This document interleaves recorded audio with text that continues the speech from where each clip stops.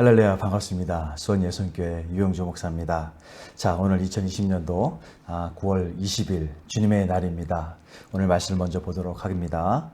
고린도전서 11장 23절에서 26절 말씀입니다. 함께 보도록 합니다. 내가 너에게 전한 것은 주께 받은 것이니 곧 주 예수께서 잡히시던 밤에 떡을 가지사 축사하시고 떼어 가라사대 이것은 너희를 위하는 내 몸이니 이것을 행하여 나를 기념하라 하시고 식후에 또한 이와 같이 잔을 가지시고 가라사대 이 잔은 내 피로 세운 새 언약이니 이것을 행하여 마실 때마다 나를 기념하라 하셨으니 너희가 이 떡을 먹으며 이 잔을 마실 때마다 주의 죽으심을 오실 때까지 전하는 것이니라. 할렐루야. 아멘이십니까? 자, 오늘 2020년도 9월 20일 주님의 날에는 오늘 본문 이 고린도전서 11장 23절 또 26절 말씀을 중심으로 해서 예수 그리스도의 십자가 피의 약속이라는 제목으로 주님의 말씀을 듣도록 하겠습니다. 할렐루야. 자, 우리 그 성경에서 피의 언급은 제일 먼저 창세기의 한 사건으로부터 시작을 하고 있습니다. 자, 창세기 4장 8절에서 11절 개역 한글 말씀을 보도록 하면은 가인이 그 아우 아벨에게 고하니라. 그 후 그들이 들에 있을 때에 가인이 그 아우 아벨을 쳐 죽이니라. 여호와께서 가인에게 이르시되 내 아우 아벨이 어디 있느냐? 그가 가로되 내가 알지 못하나이다. 내가 내 아우를 지키는 자이니까. 가라사대 내가 무엇을 하였느냐? 내 아우의 핏소리가 땅에서부터 내게 호소하느니라. 땅이 그 입을 벌려 내 손으로부터 내 아우의 피를 받았은즉 내가 땅에서 저주를 받으리니. 할렐루야. 자, 여기 그 10절에 핏소리가 땅에서부터 내게 호소하느니라 라고 말씀을 하고 있습니다.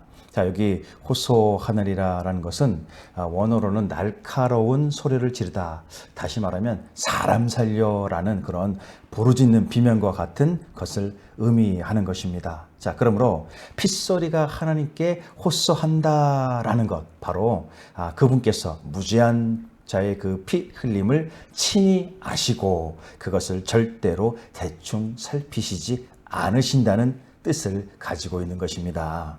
자, 진정 인간의 그 생명은 그 하나님께서 허락하시어 내려주신 것으로 그분만이 그 생명을 주관할 수 있는 것입니다. 아멘이십니까?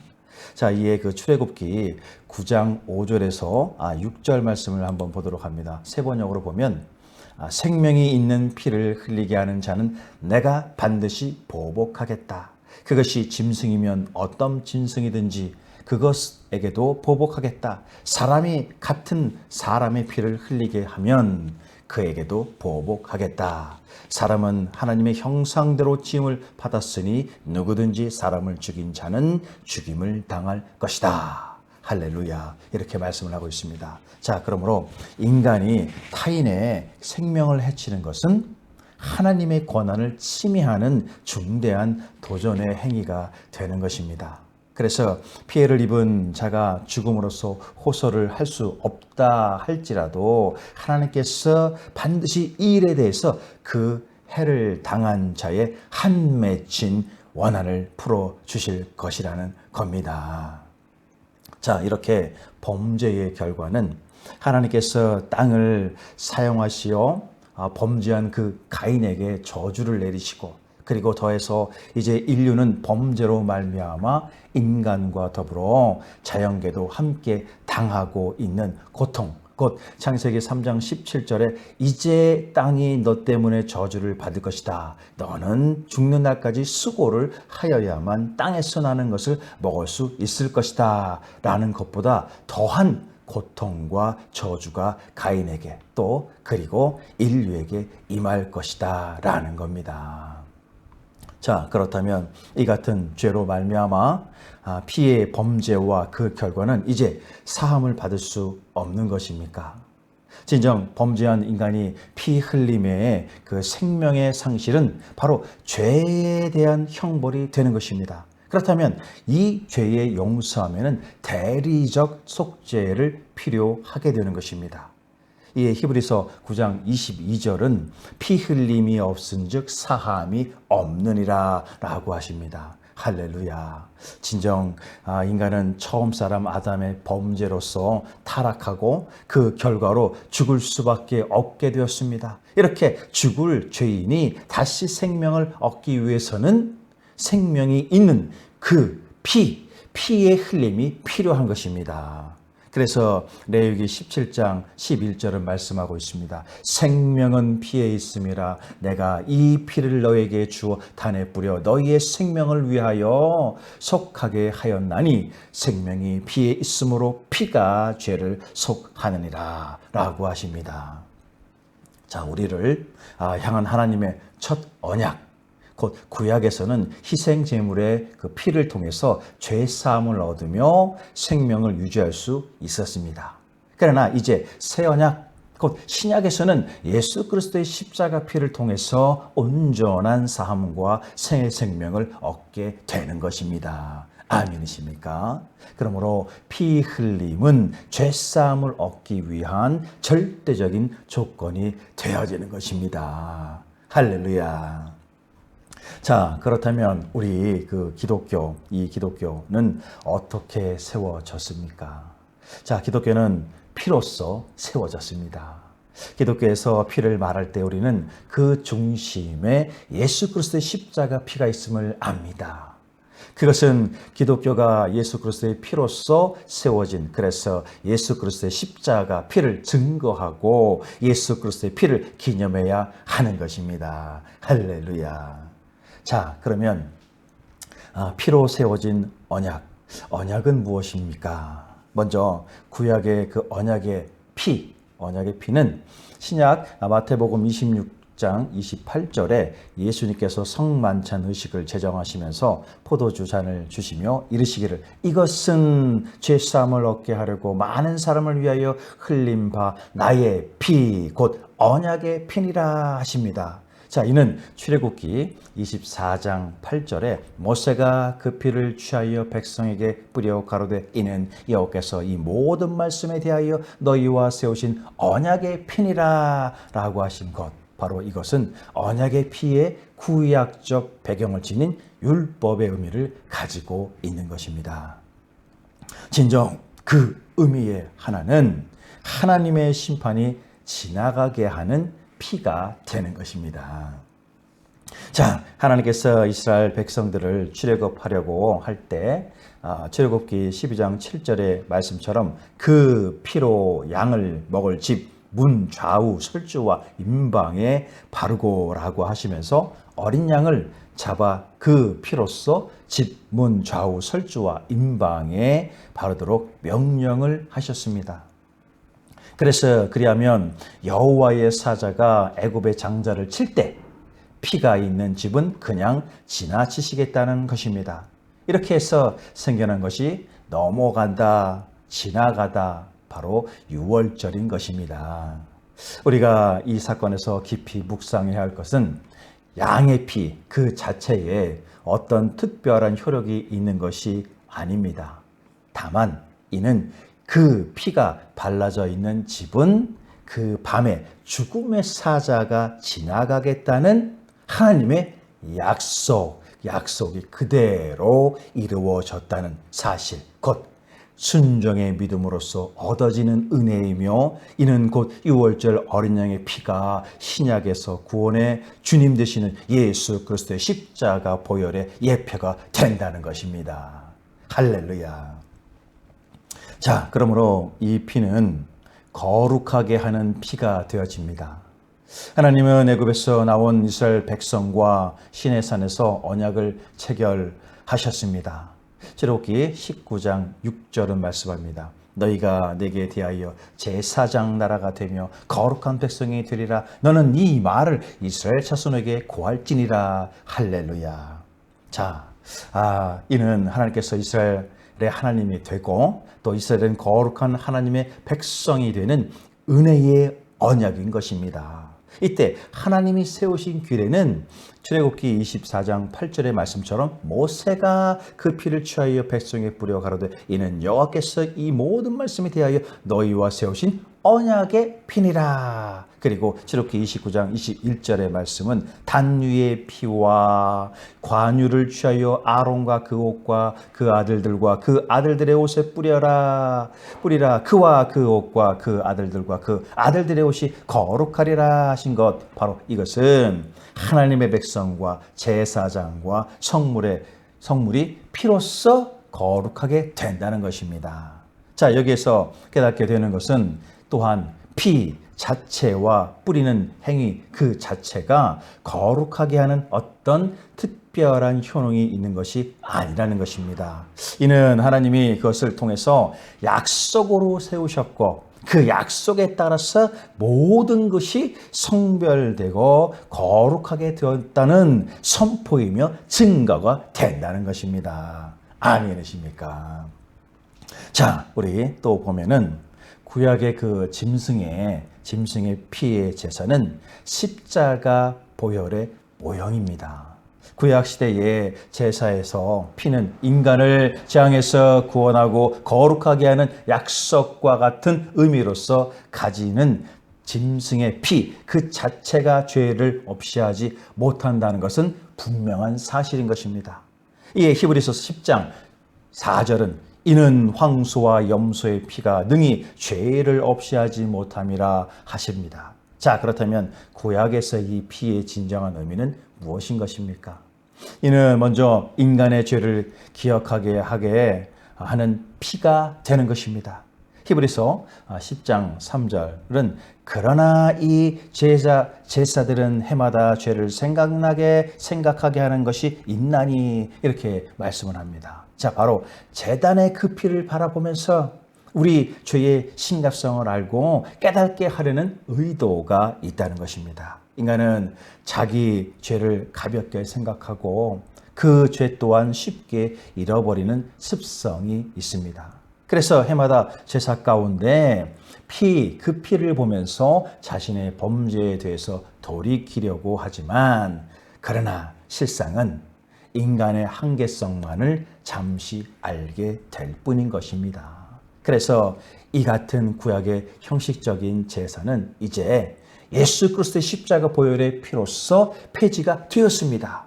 히브리서 9장 10절은 말씀합니다. 이런 것은 먹고 마시는 것과 여러 가지 씻는 것과 함께 육체의 예법만 되어 개혁할 때까지 맡겨둔 것이니라 하십니다. 자, 이를 현대의 성경으로 다시 한번 보면 그것들은 다만 먹고 마시는 것과 몸을 씻는 여러 가지 외적인 의식에 불과한 것으로서 새로운 제도를 세울 때까지만 적용되는 규정들입니다. 라고 하십니다.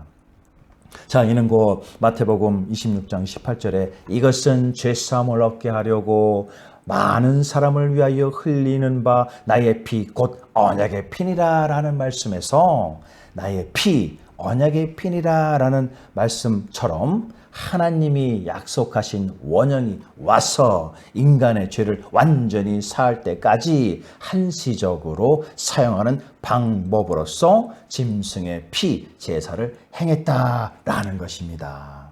자, 만일 이 짐승의 피가 우리의 죄를 정말로 사할 수 있고 우리를 거룩하게 할 수 있다면 우리는 지금도 짐승의 피를 통해서 제사를 하고 피를 우리 몸에 뿌려야 할지도 모르는 것입니다.